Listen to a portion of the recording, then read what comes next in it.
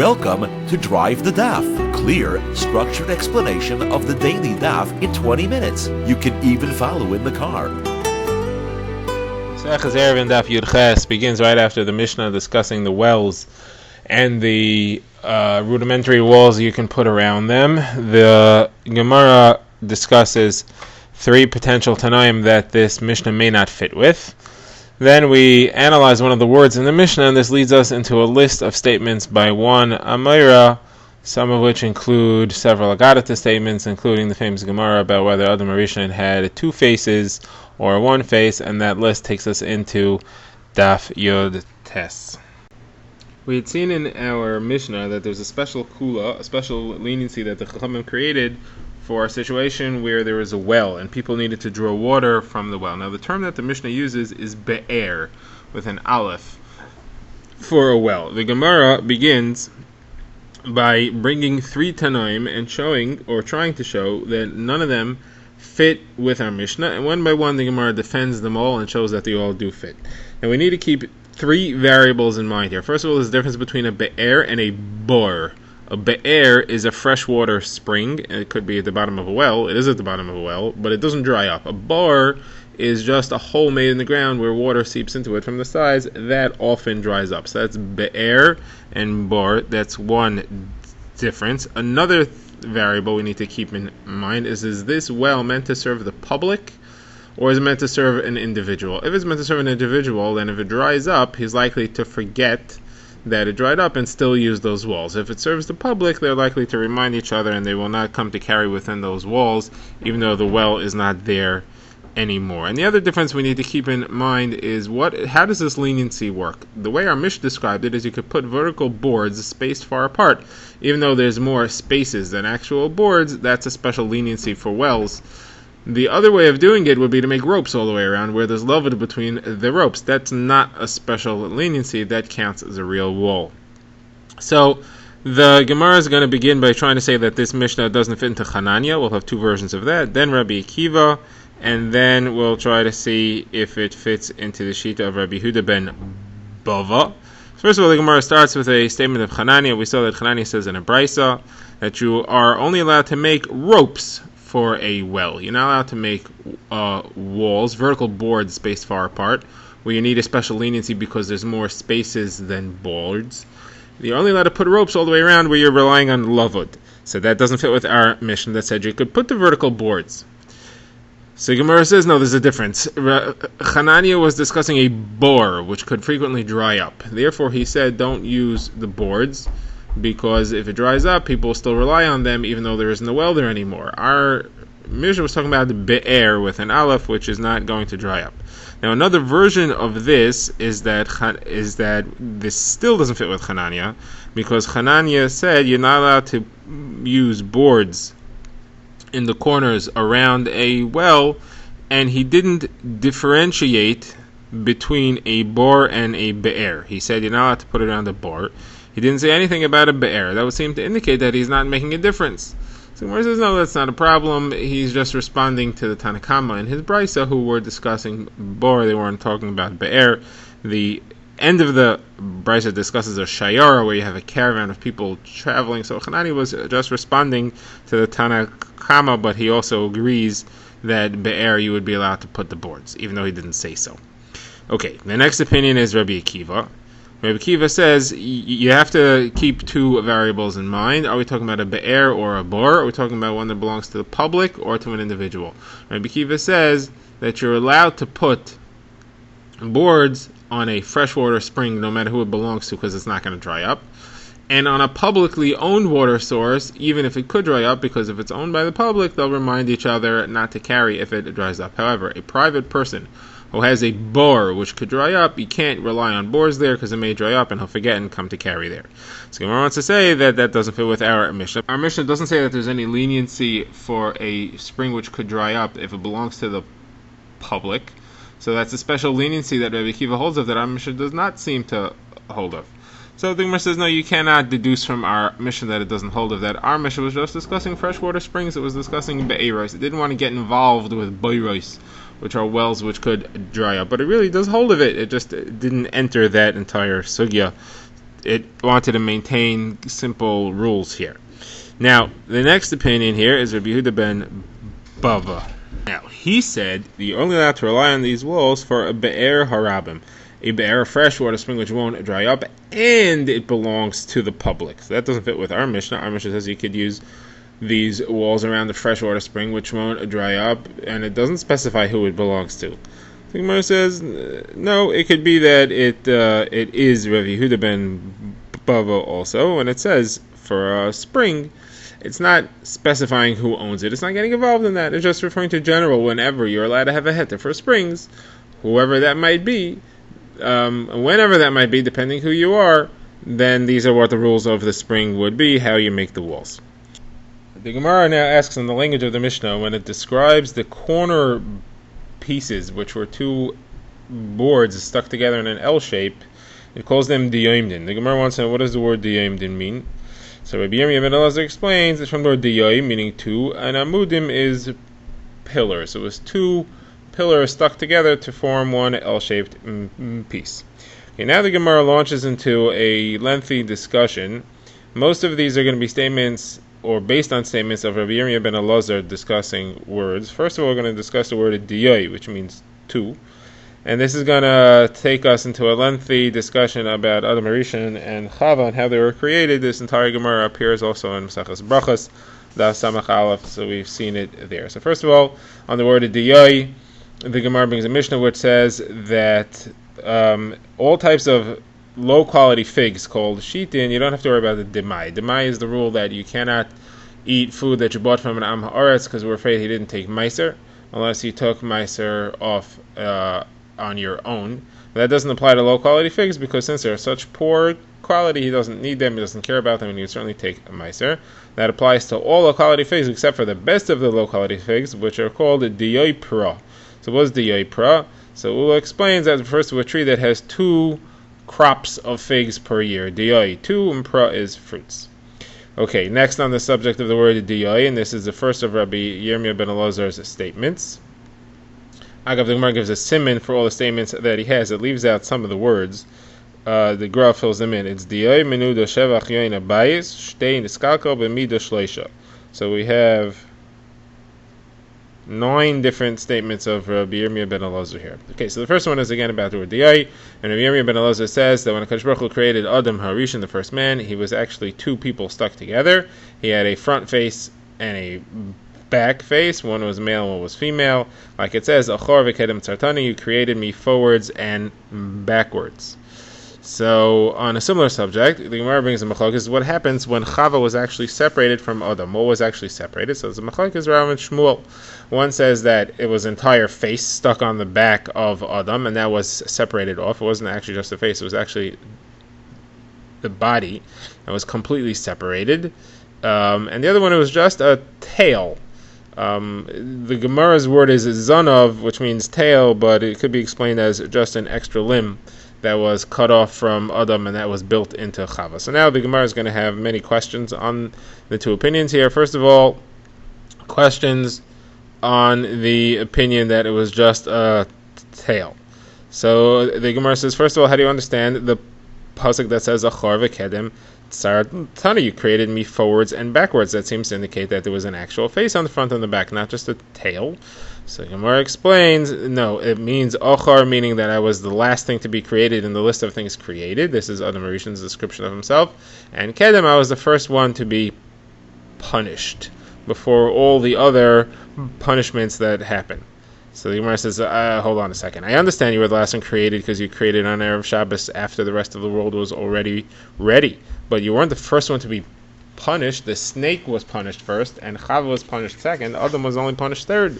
Whereas it means he was punished before the real punishments that came, which is before the Dar HaMabul, before the flood, which wiped out all of creation then.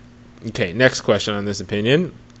When it says Hashem created, it says Vayitzer Hashem Elokim es Adam. Hashem created man. It says the word Vayitzer with 2 yuds. It seems to indicate there was something two about his creation.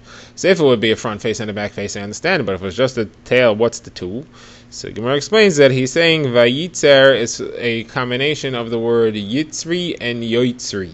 That's why there's two yuds there. My creator and my evil inclination. Adam Rishon is saying I'm caught between my creator who wants me to do good and my evil inclination which wants me to do bad. I'm stuck between the two of them. Okay, next question the Gemara asks is, what is the meaning of the pasuk that says Zachor Nekeva B'Ram? He created them male and female. If it was just a tail that was then made into Chava, so what's male and female? They were never male and female together. So the Gemara explains like Rabbi Abo says. Rabbi Abo says there's a contradiction. On the one hand, it says Zachor Nekeva B'Ram, they were created male and female. On the other hand, it says B'Tzalel Elokim Bara Oisai, he was created in the image of Hashem. So is it plural or is it singular? First it says they were created male and female, and it says he was created in the image of Hashem. Which is it? So where it says the original intent was to create them together as two, and then they were actually created only as one. So that's the answer over here also. That's what Zachor Nekeva Bara means. That was the original intent, but that was changed kaviyachol. Okay, next question the Gemara says, after Chava was separated off, it says that Hashem was vayizgar basar tachtan. He closed up the flesh of Adam Harishon. So if he separated off an entire face or an entire guf, a body, so I understand you have to close the flesh. But if you just cut off a tail, so what closing? Gemara says no, that spot where the tail was cut off had to be fixed up. So that's what was taken care of over here. Okay, now the Gemara switches to ask questions on the other opinion, on the opinion that it was an entire face that was cut off. So the Gemara says when the pasuk describes Chava's creation, says he took off the flesh or the rib or whatever it was that he cut off, and he built it into a woman's. If it was just a tail, I understand you had to build the whole thing into a entire woman. But if it was an entire body that was stuck on the back of Adam, so why do you have to build it? He didn't have to build anything.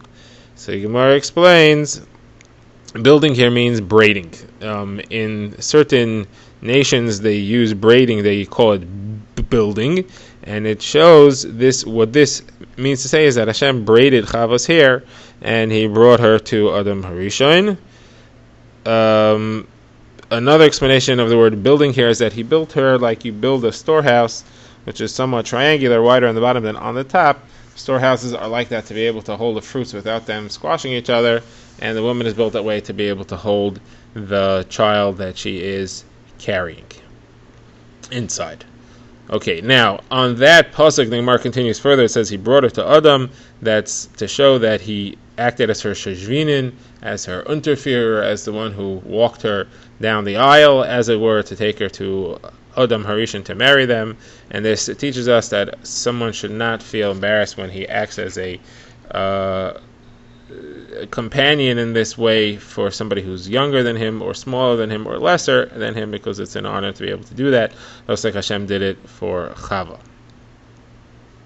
Okay, now the Gemara asks, if there were two faces facing in opposite directions, who went first? In which direction did they walk? Who went forwards and who went backwards?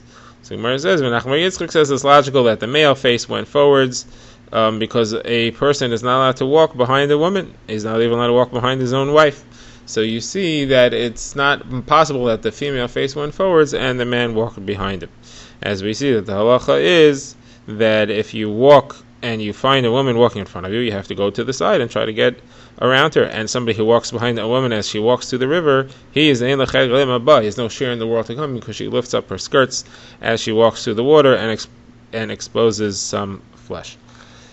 Okay, now the Gemara says somebody who, on this subject, the Gemara says somebody who counts money out. Let's say he's giving change to a woman in the store, and he counts out the coins from his hand into her hand, and he's doing it in order to delay their interaction so that he could look at her skin. So somebody like that, even if he is otherwise on the level of Moshe Rabbeinu, who got the Torah on Har Sinai, still he won't be saved from Gehenna, from purgatory, because of that activity. Because it says yad liyad lo yinokeh ra. If you do from hand to hand, even if you're like Moshe Rabbeinu who received the Torah hand to hand, then you're not going to be saved from getting your just comeuppance.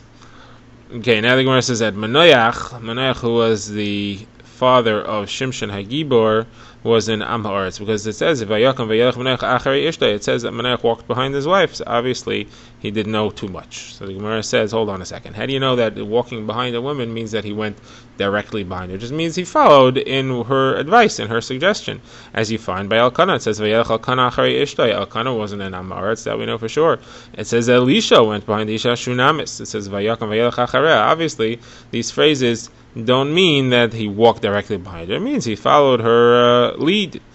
So Gemara says, okay, fine, I'll accept that. But according to the opinion that says that Manoach really walked directly behind her, he didn't even know the basic psukim, because it says that Rivka went, she followed behind Eliezer. So you see that just by learning the psukim in Chumash, you would understand that the woman is supposed to go behind the man and not the other way around.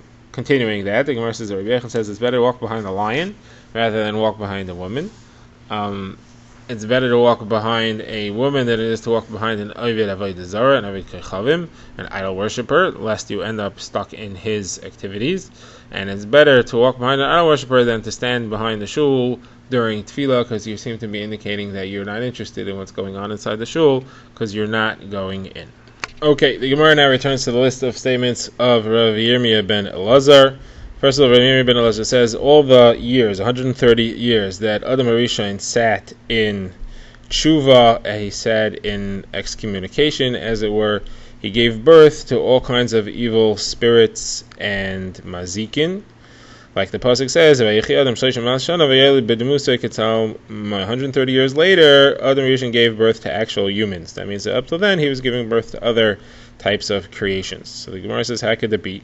When Adam HaRishon did tshuva, he separated from three things that were involved in his avera. He separated from his wife, from Chava. He separated from food. He didn't eat, he fasted. And he put thorny branches around his skin as the remez to the tree which caused him to do the avera.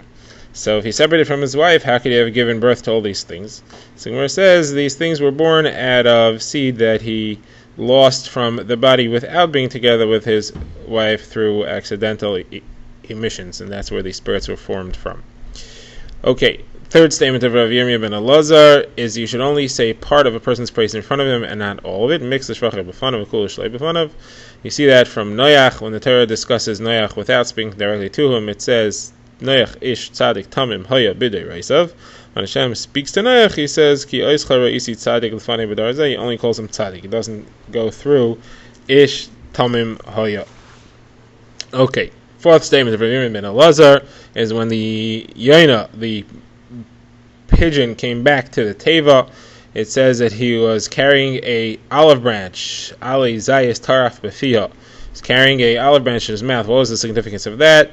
So the Gemara explains, he was saying, Hashem, I prefer to have my food come from you, even if it's bitter like olives, rather than sweet like honey, and coming from a human like Noach. How do you know that this olive branch is any reference to food? The Gemara says taraf. What does the word taraf mean? Grasp.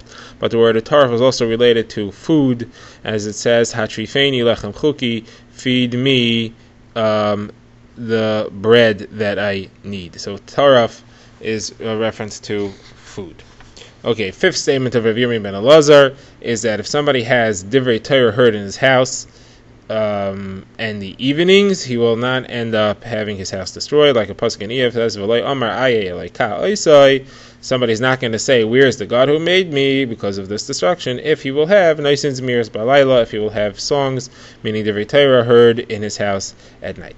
Sixth statement of Rav Yirmiyah ben Elazar is from the day the Beis Hamikdash was destroyed, you do not need to use all four letters of Hashem's name, Yud, Kei, Vav, Kei. All we need to have is just the first two, the Yud and the Hey, like it says, Kol Neshamat HaHaloka, Hallelujah. Those are all the ones that we get to use afterwards. Okay, seventh statement of Yirmiyah ben Elazar is when Bavel was destroyed, eventually it was a curse to all its neighboring countries, because either Rasha either Shechena, bad news for somebody, bad news for his neighbors.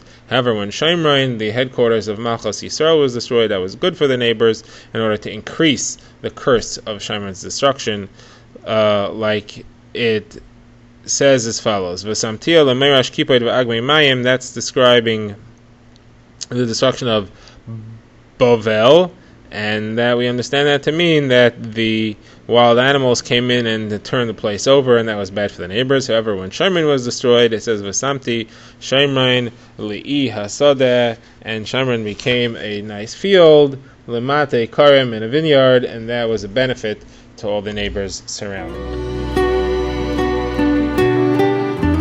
Drive the Daf is a project of the Grand Woodlands Shul and is presented by Rabbi Yitzchak Landa. Find us on YouTube or subscribe to daily emails by emailing drivethedaf@gmail.com.